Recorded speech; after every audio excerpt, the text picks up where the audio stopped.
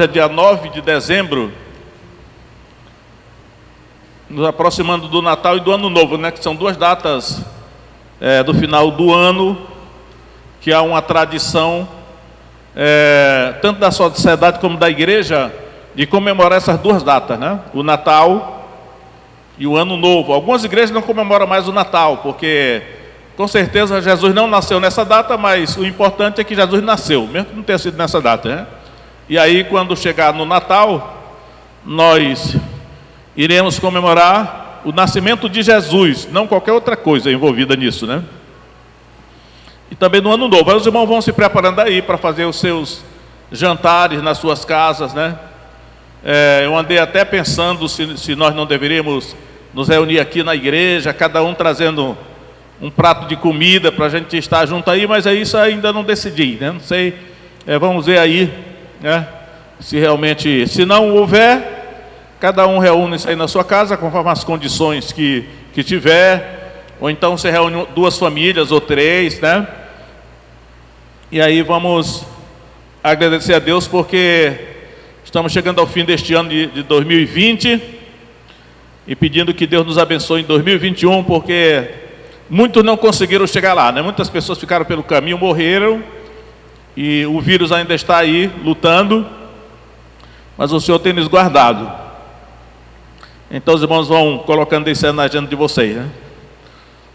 Vou pegar isso aqui.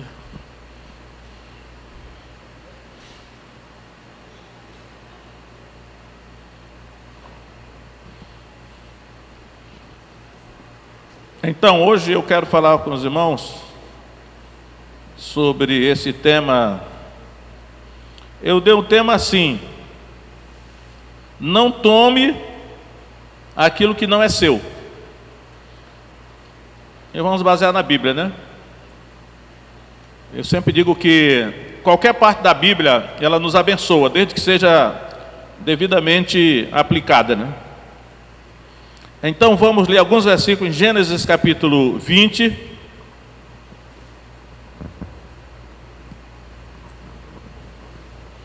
Gênesis capítulo 20.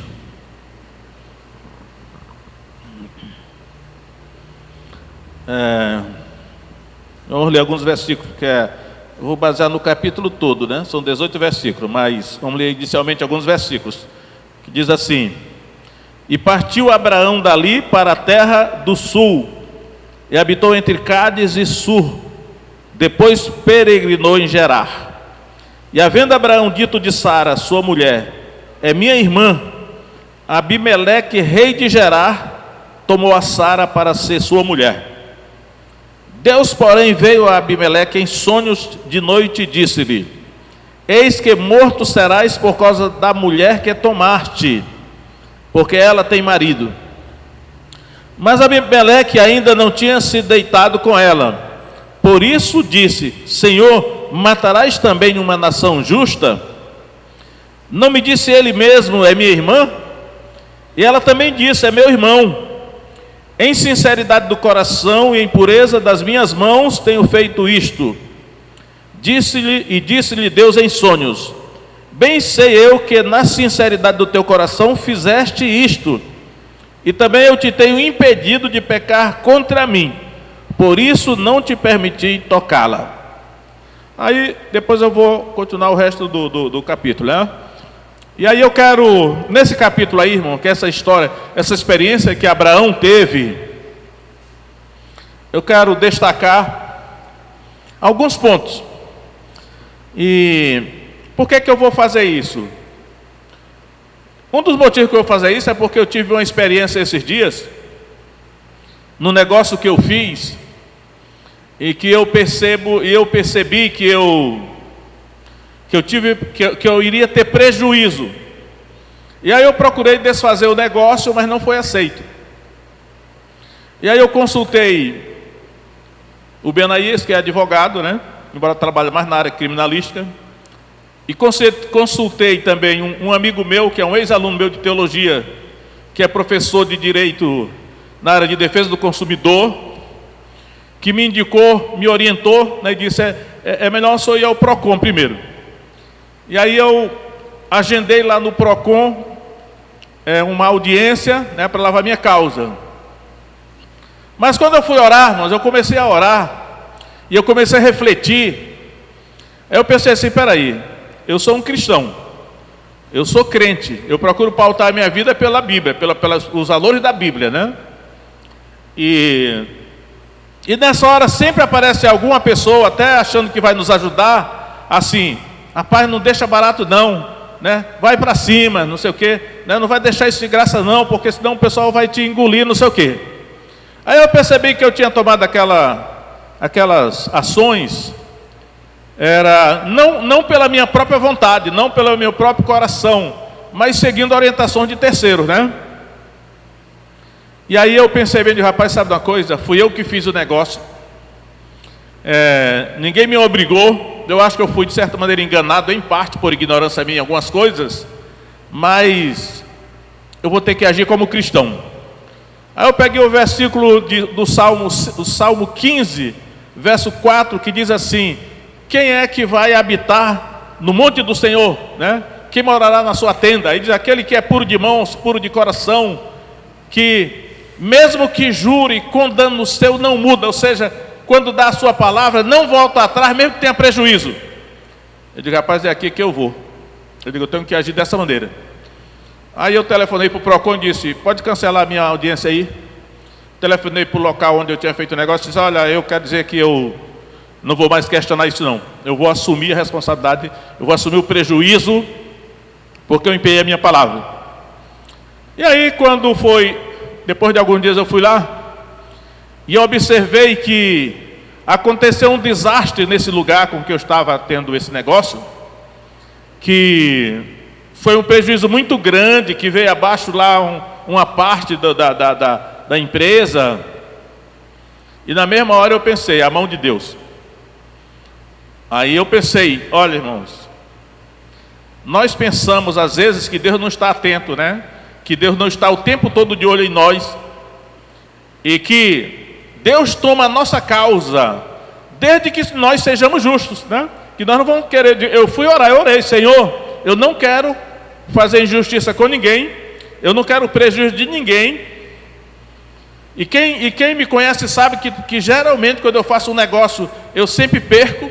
A pessoa que faz negócio comigo sempre sai ganhando, porque eu prefiro perder do que alguém apontar o dedo para mim e dizer assim: você me enganou, você me prejudicou em tal negócio. E aí eu digo: Senhor, mas também eu não quero que me engane, eu não quero que me explore, eu não quero que abusem de mim, então toma a minha causa na tua mão. Irmãos, eu não posso provar, né? Mas eu fiquei pensando: será que foi coincidência que houve aquele desastre daquele lugar, né? Diante daquilo que eu pleitei em oração. Eu não fui ao PROCON, não fui à justiça, não entrei com ação nenhuma, mas eu fui diante de Deus e coloquei a minha causa diante dele. E aí eu fico pensando: a grande parte das pessoas acha que Deus não age mais, né? Que as coisas do mundo estão aí soltas, e não estão, né? Deus olha atentamente o tempo todo para nós, para o que acontece na terra, e Ele é juiz, e Ele julga. Então, aí eu digo: vou fazer uma mensagem baseada nessa história de Abraão, porque aconteceu algo aqui que tem a ver com isso. Então, Abraão, depois da destruição de Sodoma e Gomorra, ele foi peregrinar em Gerar. Gerar é uma cidade dos filisteus, né? Abimeleque é o rei dos filisteus. E aí acontece que a mulher de Abraão, Sara, antigamente ela se chamava Sarai e depois passou a se chamar Sara. Sara era uma mulher muito bonita. E aí eu, vendo isso aqui, eu fiquei pensando assim, digo: olha o que a Bíblia diz, né? Olha o que a palavra de Deus diz, né? Fala-se muito sobre mulher, mas eu digo: a verdade sobre as mulheres e sobre os homens é o que a Bíblia diz, né? Não adianta tergiversar, não adianta discutir, inventar teses, porque o que a Bíblia diz é o que é. E aí o que a Bíblia diz é o seguinte: olha, que a mulher, ela é um ser, de certa maneira, especial, criado por Deus com um propósito, né? A mulher foi criada por causa do homem, Paulo diz, pelo Novo Testamento já. Mas a mulher, tem algo na mulher, né? Aí eu diria assim: nem toda mulher, porque assim, uma mulher bonita, como também um homem bonito, né? Tem até uma mensagem que eu já preguei, não sei se eu já preguei aqui, mas a mensagem é: a bênção de ser feio e o perigo de ser bonito. A beleza pode ser uma bênção, pode ser uma maldição, né? Muita gente já se foi destruída por causa da beleza. Mas a beleza da mulher, uma mulher bonita, não sabe o estrago que pode fazer. E aí, essa experiência que Abraão teve aqui em Gerar, na terra dos filisteus, porque Abimeleque, olha só, Abimeleque, rei de Gerar, tomou Sara para ser sua mulher, porque quando Abraão chegou lá, naturalmente Abimeleque viu aquela mulher bonita, porque Sara era muito bonita. Então Abimeleque tomou Sara para ser sua mulher, porque Abraão tinha dito, ela é minha irmã. Só que essa experiência que Abraão teve aqui na terra dos filisteus, ele já tinha tido no Egito com Faraó, né? No capítulo 12 de Gênesis, quando há uma fome na terra de Canaã, Abraão desce ao Egito, e lá ele diz para Sara assim, olha, eu vou ler aqui na Bíblia, vocês vão ver como esse negócio da beleza de Sara destacada. Vamos ver aqui. Gênesis 12, verso 11. E aconteceu que, chegando ele para entrar no Egito, disse a Sarai, sua mulher, ora, bem sei que és mulher formosa à vista. Essa é a linguagem que a Bíblia usa, né? Mulher formosa à vista. E será que quando os egípcios te virem, dirão, esta é sua mulher, e matar-me-ão, porém a ti guardarão com vida. Dize, eu te peço, que és minha irmã, para que me façam bem por tua causa, e para que viva a minha alma por amor de ti. E aconteceu que, entrando Abraão no Egito, viram os egípcios a mulher, que era muito formosa, já diz de novo, né? E viram-na os príncipes de Faraó, e elogiaram-no diante de Faraó. Por isso a mulher foi tomada para a casa de Faraó. Então, a beleza de Sara era um problema, virou um problema para Abraão, porque ele estava peregrinando, ele peregrinou no Egito, né? Depois peregrinou na terra dos filisteus, em Gerar, e o Faraó tomou Sara para ser sua mulher, e lá Abimeleque, rei dos filisteus, em Gerar, tomou Sara para ser mulher dele também. Então Abraão estava numa roubada por causa da mulher dele, que era bonita. Só que Abraão, irmãos, era servo de Deus, né? E aí é aquele negócio, mexe com quem está quieto. E aí eu vou destacar alguns pontos aqui que eu fiz aqui, que é assim. A primeira coisa, né? Não tome o que é de outro. Eu vou mostrar para os irmãos que essa palavrinha tomar, eu peguei essa palavrinha tomar e examinei, né? Diz aqui, Gênesis 20, verso 2: havendo Abraão dito de Sara, sua mulher, é minha irmã, Abimeleque, rei de Gerar, tomou a Sara para ser sua mulher. Então, Abimeleque tomou Sara para ser sua mulher. Eu fui olhar o significado dessa palavra tomou no hebraico, né? E ver lá o significado dela. Eu digo, rapaz, Abimeleque não deveria ter tomado Sara para ser mulher dele, porque a Sara já era de outro homem, era de Abraão, né? A Sara tinha marido, mas Abimeleque tomou ela para ser mulher dele. E aí uma das coisas que eu quero ressaltar aqui para os irmãos é assim, por isso que eu disse, o título dessa mensagem é: não tome aquilo que não é seu. E eu estou colocando aqui a mulher de Abraão, mas nós podemos botar no lugar da mulher outras coisas, né? Não tome dinheiro que não é seu, não tome nada que não seja seu, né? Porque o 10º mandamento do decálogo diz assim: não cobiçarás a mulher do teu próximo, nem a casa do teu próximo, nem o gado do teu próximo, nem coisa alguma do teu próximo. Porque esse negócio de cobiçar, desejar, isso é uma concupiscência, um desejo que o pecado colocou no ser humano. Então o ser humano se vê tentado a tomar algo que não é seu. No caso aqui, Abimeleque tomou a mulher de Abraão para ele, embora ele não fez isso de má fé, porque Abraão tinha dito, ela é minha irmã. Mas vamos pegar a palavrinha tomou. Aí vamos voltar para Gênesis capítulo 12, aonde essa palavrinha aparece de novo, né? É Gênesis 12, verso 15. Gênesis 12, 15, diz assim: E viram-na os príncipes de Faraó, e elogiaram-na diante de Faraó. Por isso a mulher foi tomada para a casa de Faraó. Então Faraó tomou Sara, mulher de Abraão, para a casa dele. Ele tomou. Só que Faraó não podia fazer isso, porque Sara tinha marido, era de outro homem, então ele tomou para si algo que não era seu. A mesma coisa que Abimeleque fez lá em Gerar, o rei dos filisteus. E aí, irmãos, descendo um pouco mais aqui em Gênesis capítulo 6, eu quero mostrar para os irmãos como é que as coisas se conectam aqui, né? Não tome para si aquilo que não é seu. Aí vem aqui, Gênesis 6, verso 2, aquela polêmica passagem, né? Para mim não é mais polêmica não. Gênesis 6, 2 diz assim: viram os filhos de Deus. E aí eu quero dizer para os irmãos que, para mim, filhos de Deus são anjos. Para mim, filhos de Deus são anjos. Hoje eu acredito que mais do que no passado, muitos têm reconhecido que filhos de Deus são anjos aqui. Viram os filhos de Deus que as filhas dos homens eram formosas, olha bem, com a beleza da mulher. E tomaram, a mesma palavrinha que aparece lá. E tomaram para si mulheres de todas que quiseram. Eles tomaram. Aí vem aquela questão.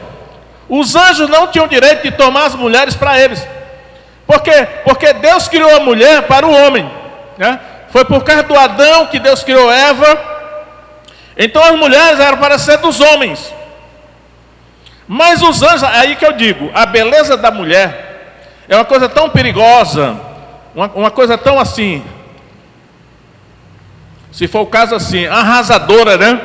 Devastadora, que os anjos não resistiram à beleza das mulheres, as filhas dos homens.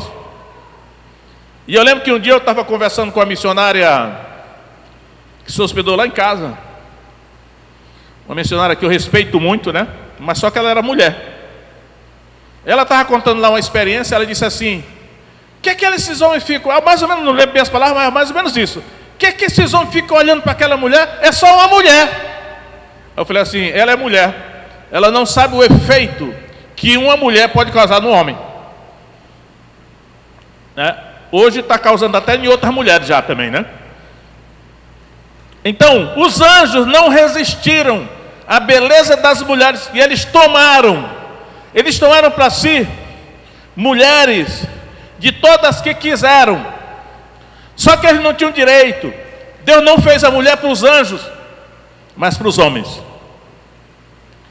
E aí eu lembrando que quando eu era criança, que eu li aqueles livros lá no ensino fundamental, que dizia que no passado os homens moravam nas cavernas, e que eles pegavam a mulher pelo cabelo lá fora, e pegavam a mulher pelo cabelo, saíam arrastando pelo chão até a caverna, que era assim que eles se acasalavam.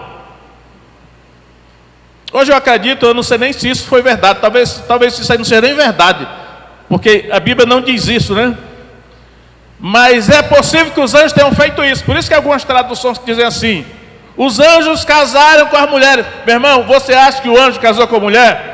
Que o anjo entrou com a mulher de véu e grinalda na igreja? Que o anjo seguiu todo o protocolo humano para o casamento? Eu duvido.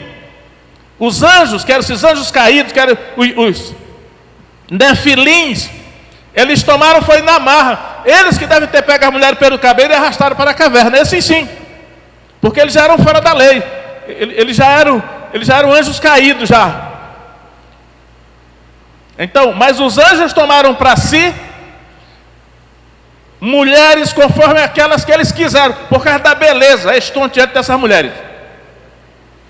Só que quando a gente chega no Novo Testamento, tanto na segunda carta de Pedro como em Judas, ele diz que esses anjos estão em prisões eternas, sendo guardados para o juízo daquele grande dia. Deus não deixou por menos. E uma outra coisa que eu estou ressaltando aqui na minha pregação, né? Meu irmão, isso aqui tem muito a ver conosco. Porque nós estamos vendo aqui um Deus que castiga, um Deus que não deixa por menos, Ele não deixa impune aqueles que transgridem as suas leis. Não deixou para os anjos. A argumentação tanto de Judas como de Pedro é essa: se Deus não poupou o mundo antigo, né? E destruiu pelo dilúvio, se Deus não poupou os anjos que pecaram. Ele está dizendo lá para a igreja primitiva, não poupará também vocês, quando vocês estão agindo do mesmo jeito, semelhança deles. E aí eu digo, Deus também não poupará nós, quando nós pecamos. É um Deus que castiga o pecado. Esse é outro título da minha mensagem. E aí vamos voltar lá para Gênesis capítulo 20, vamos ver o que aconteceu. Em Gênesis capítulo 12, Abraão tinha dito para Sara assim: olha, nós vamos descer lá no Egito, e aí eu tenho medo dos homens verem você tão bonita, querer me matar para ficar com você. Então você diz lá que você é minha irmã. E assim eles fizeram. Mas aqui, na terra dos filisteus em Gerar, em Gênesis capítulo 20, ele não falou mais nada para Sara. Foi Abraão mesmo que mentiu, né? Abraão mesmo que mentiu. Ele disse, é minha irmã.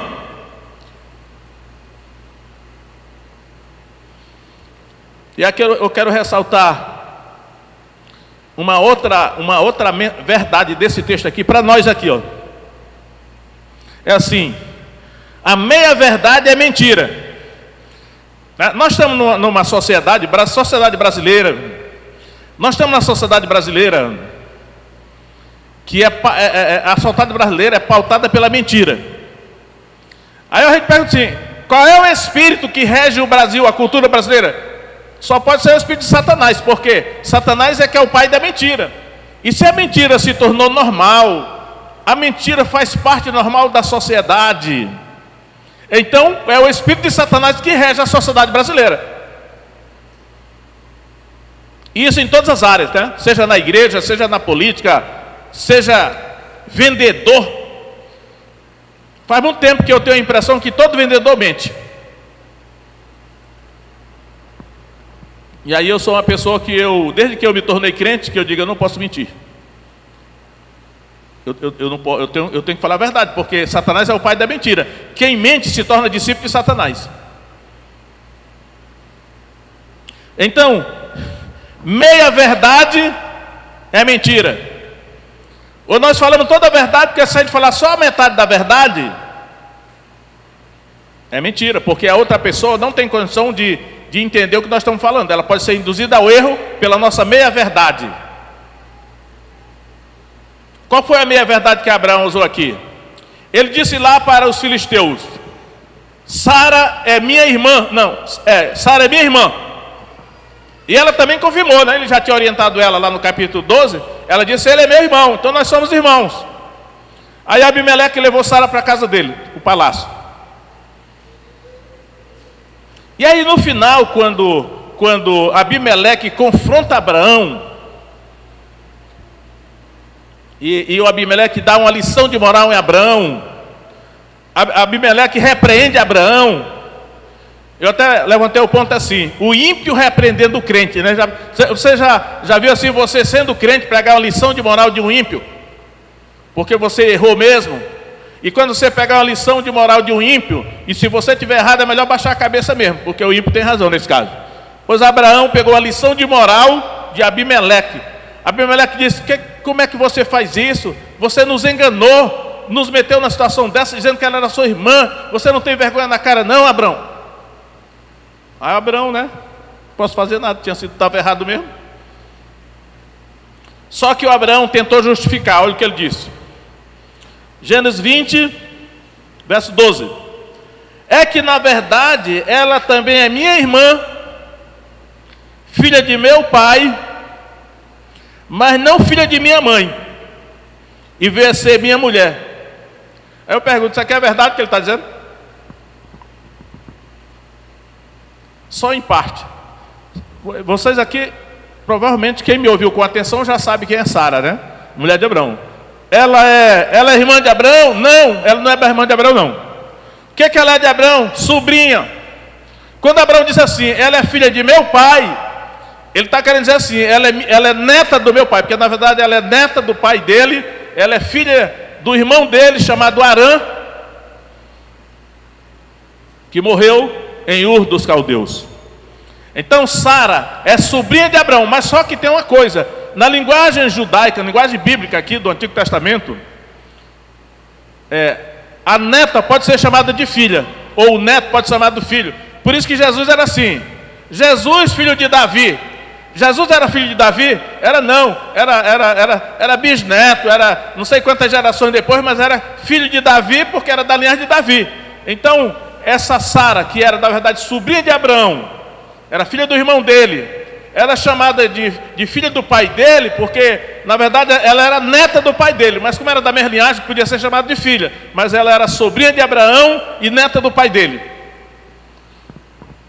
Mas de qualquer maneira, o Abraão procurou justificar sua mentira, contando uma meia-verdade. Aí eu sei que nós, numa situação de perigo, a gente é tentado a mentir, né? Eu lembro que eu estava um dia de serviço numa blitz, e aí parando todos os carros ali, aí paramos lá um carro, e o homem disse: olha, por favor, eu esqueci o documento em casa, mas só deixa eu ir lá em casa, eu pego agora mesmo, não sei o que, e tal, e traga aqui para o senhor. Aí eu olhei para a cara do homem, de rapaz, acho que o homem está dizendo a verdade. Tá, pode ir, traga o documento aqui. Nunca mais ele voltou. Até hoje, né? Então, no Brasil, mentir, não sei nos outros lugares, mas no Brasil mentir se tornou normal, né? Os nossos governantes mentem, as autoridades mentem, a mentira generalizou. E aí eu esses dias agora ouvindo a entrevista de uma grande autoridade da política brasileira, ela disse assim, para mim isso aqui é um clichê. Qual é a solução do problema do Brasil? Eu disse, é educação. Aí eu falei assim, só que é o seguinte, ele está certo, o problema da solução do Brasil é educação, só que começa da educação doméstica. Os nossos valores morais e espirituais, nós aprendemos na família, aos pés dos nossos pais. Se não forem aprendidos lá, não tem jeito. Aí, em segundo lugar, na igreja. Se nós não aprendermos os valores morais na igreja. Aí, em terceiro lugar, que é a escola. Porque quando a pessoa fala assim, o político fala, a solução para o Brasil é a educação. Ele está pensando na educação do Estado. Só que a educação do Estado, ela não vai resolver o problema se a educação do lar já falhou, a educação das igrejas já falhou. O Estado não vai poder consertar, porque o estrago já está feito. Então a responsabilidade muito grande, né, dos pais, como educar os seus filhos. Por isso que Satanás investe tanto em corromper a educação das crianças, porque depois que a criança é corrompida, a igreja ainda pode, se o Espírito Santo estiver agindo, ainda pode consertar, né? Mas o Estado não pode mais. Mas às vezes Satanás é tão esperto que ele sequestrou a educação da família, da igreja e do Estado, tudo na mão dele. Os valores são esses aí. Então, meia-verdade é mentira. O Abraão tentou fazer uma meia-verdade. Aí, irmãos, outro ponto que eu vou destacar aqui, sim, porque eu estou enfatizando também assim, um Deus que castiga.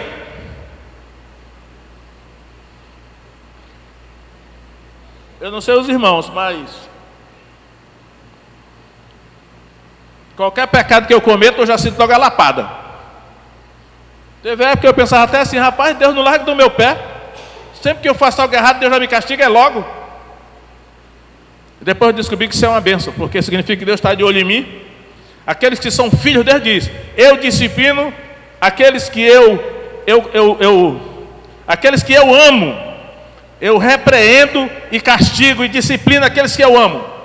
Hebreus diz assim, se vocês estão sem disciplina, sois bastardos e não filhos. Então se você vê um crente pecando, não acontece nada, porque ele não é filho de Deus. E aí eu vou mostrar para vocês aqui, irmão, como foi que Deus interviu nessa situação. Deus apareceu em sonhos para Abimeleque à noite, naturalmente à noite, né? Podemos estar dizendo assim, Deus fala em sonho hoje? Fala. Deus sempre falará em sonhos. Ah, mas é subjetivo, mas Deus fala em sonhos.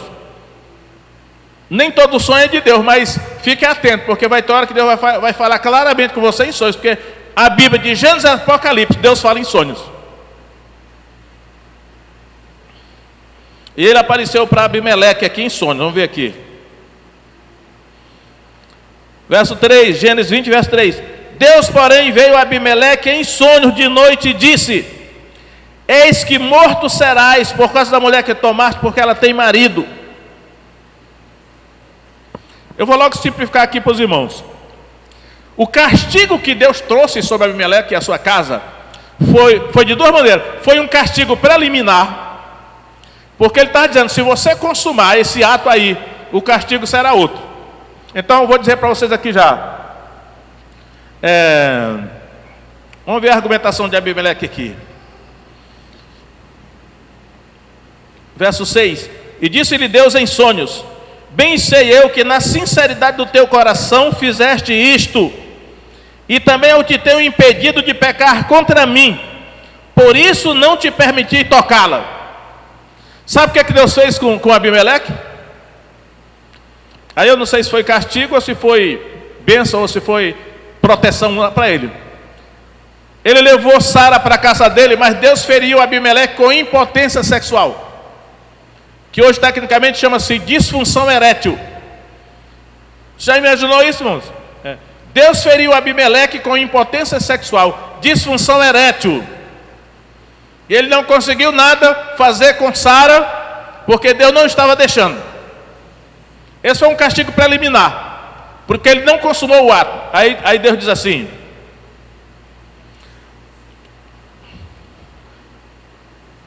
bem sei que na sinceridade do teu coração fizeste isto, e também eu te tenho impedido de pecar contra mim, por isso não te permiti tocá-la. Todo mundo tem medo de ser traído, né? Mas se Deus quiser, mesmo que a pessoa queira lhe trair, pelo menos o homem Deus pode ferir com impotência.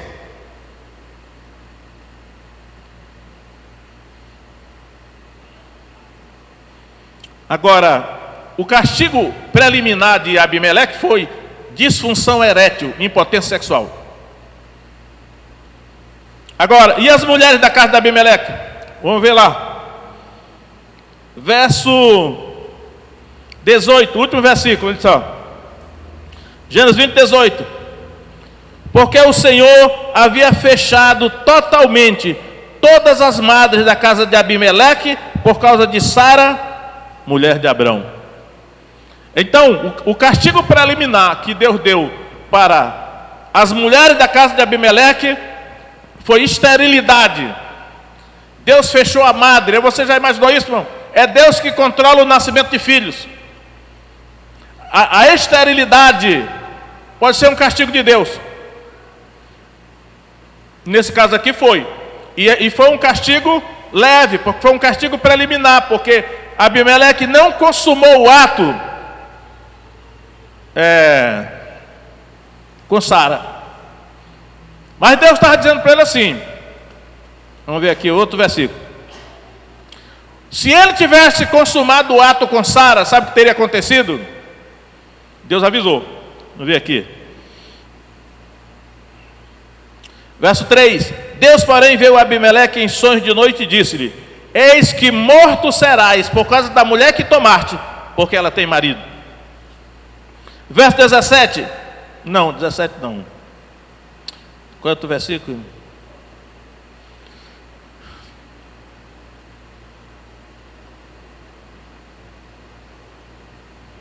Não, vou ficar só nesse mesmo.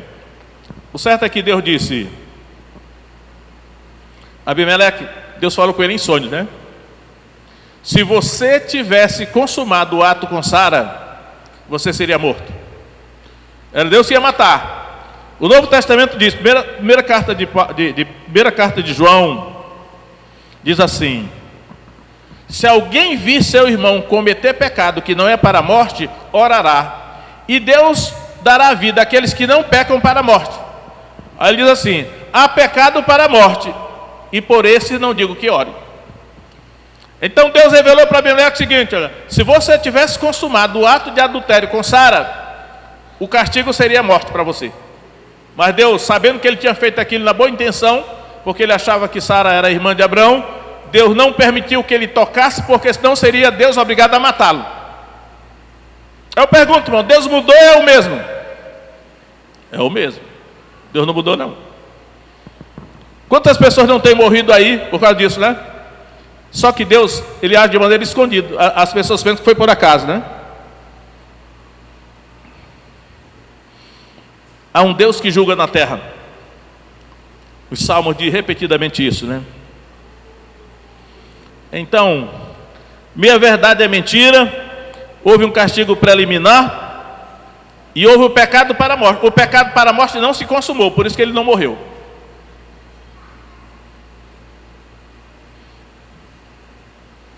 Agora, vamos ver aqui o que Deus disse de Abraão, né? Verso 7, Gênesis 20, verso 7. Agora, pois, restitui a mulher ao seu marido, porque é meu profeta. Ele rogará por ti, para que vivas. Porém, se não lhe a restituíres, sabe que certamente morrerás, tu e tudo que é teu. Deus disse para Abimeleque assim: Abraão é meu profeta. Aqui nessa tradução está meu profeta, nas outras está porque ele profeta ele é profeta. Esse tradutor aqui traduziu por é meu profeta, porque realmente todo profeta é profeta de algum Deus. Tinha os profetas de Baal, eles eram os profetas do Deus Baal, né? E os profetas de Jeová são profetas de Jeová. Yahvé, o nosso Deus, criador de todas as coisas. Então, por isso que o tradutor disse, ele é meu profeta, mas geralmente a tradução é, ele é profeta.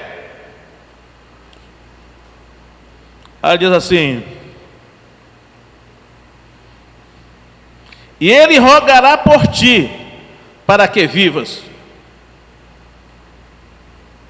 Já imaginou aí, irmãos, esse negócio da autoridade? Era só Abraão que tinha autoridade ali para orar, para que Deus retirasse a mão de sobre aquele rei da sua cidade, Gerar, né? E aí esse ponto aqui é assim, a oração do justo, né? Verso 17: e orou Abraão a Deus, e sarou Deus a Abimeleque e a sua mulher e as suas servas, de maneira que tiveram filhos.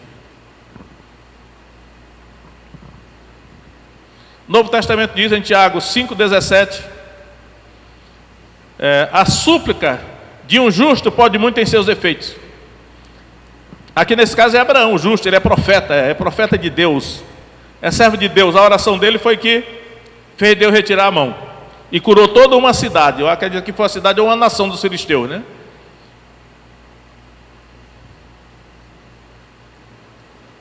Eu fico pensando assim, se os governantes, né? Alguns governantes, eles chamam alguns servos de Deus para orar por eles, né? Mas eu fico pensando assim, se eles chamam alguns servos de Deus para orar por ele, pela sua nação, se eles estão crendo mesmo, ou se é apenas uma manipulação política, né? Mas funciona. Então a súplica do justo, você é justo, porque o Novo Testamento diz assim, a súplica do justo pode ir muito em seus efeitos. Ele diz lá, Elias era homem sujeito às mesmas paixões que nós, e orou para que não chovesse, durante 3 anos e 6 meses não choveu sobre a terra, e depois orou e choveu, e tornou a chover, né? Aí eu digo, você é justo, irmão? Porque se você é justo, a sua oração muito pode, por sua eficácia, a súplica do justo. Ainda que nós não sejamos justos por nós mesmos, mas nós somos justificados pela fé em Jesus Cristo. A sua justiça nos é imputada, porque Deus fez de Jesus Cristo para nós sabedoria, justiça, santificação e redenção. Então, inspirado por essa experiência que eu tive, eu me enchi assim né? Eu me enchi, eu quase queria dizer de orgulho, né? Não foi de orgulho não, de rapaz, mexe com quem está quieto. Eu digo, eu não vou brigar com ninguém não, pode até me prejudicar, eu vou lá para o meu quarto orar, Senhor, olha aí, julga a minha causa. Jesus contou a parábola em Lucas 18, daquela viúva que tinha um adversário, e a viúva ia ao juiz todo dia e dizia assim, faze-me justiça contra o meu adversário, ou julga a minha causa contra o meu adversário. Às vezes eu oro assim também, Senhor, julga a minha causa contra o meu adversário. Então, faze-me justiça contra o meu adversário. Então, irmão, se você é crente mesmo, você não está jogado aí não. Ai de quem mexer com você, mas você tem que ter fé e confiar em Deus, né? Em vez de comprar a briga de frente, vai lá para o seu quarto orar, entregue na mão de Deus. E também, não faça besteira como esse Abimeleque fez e o faraó também fez, né? Lá no caso de Faraó, porque eu não examinei lá o texto de Gênesis 12, mas lá, Deus trouxe sobre todo o Egito peste, igual esse vírus que está aí. Por causa de Sarai, mulher de Abrão, naquele caso lá. Então mexe com quem está quieto, né? Aí o que nós temos que fazer? Nos esforçar para que nós não façamos o que Faraó fez. No caso, pegar o que não é nosso. Ah, está ali uma caixa de esforço ali, mas se não é meu, não vou pegar, porque ele deve ter dono. Ah, está ali Aí entra aqui esse negócio de gato na luz, né? Não é para roubar nem a energia elétrica, nem a água da Sanac ou do Depaz agora, né? Porque isso tudo, a gente está metendo mão daquilo que nem é nosso. Eu acho até interessante o povo brasileiro, né, os políticos, ou então os outros, dizer assim: eles estão roubando o nosso dinheiro. Eu não concordo com isso, não. Depois que nós pagamos os nossos tributos, os nossos impostos, o dinheiro não é mais nosso, não. Não quero mais nem saber desse dinheiro. O governo pode jogar até dentro do rio o dinheiro. Eu quero saber que não é mais meu, já entreguei, porque eu sei que o Brasil há tributos exorbitantes, exagerados. Eu acredito que Deus não concorda com isso, mas uma vez que nós pagamos o tributo, não é mais nosso. Eu quero saber se eu fiz a minha parte. É a mesma coisa o dízimo, uma oferta aqui. Ah, eu entreguei aqui o dízimo para o pastor, agora eu quero saber o que é que o senhor está fazendo com o dízimo, pastor? Se eu quiser, eu digo. Se você não quiser, meu irmão, você fez a sua parte, entregar o dízimo. Se eu quiser jogar o dízimo na lata de lixo, eu jogo, eu vou ser castigado, mas você não, que você fez a sua parte. Claro que eu não vou fazer isso, né? Mas eu faço assim, quando eu entrego o meu dízimo, ou a minha oferta, para a igreja, meu irmão, quem quiser que faça o que quiser com o que eu já entreguei, eu vou ser abençoado, porque eu já entreguei a minha parte. E já que não é mais meu, não meta a mão naquilo que não é seu. Porque o castigo vem, Deus castiga. E nós não queremos ser castigados. Vamos orar agora, irmão? Fique em pé.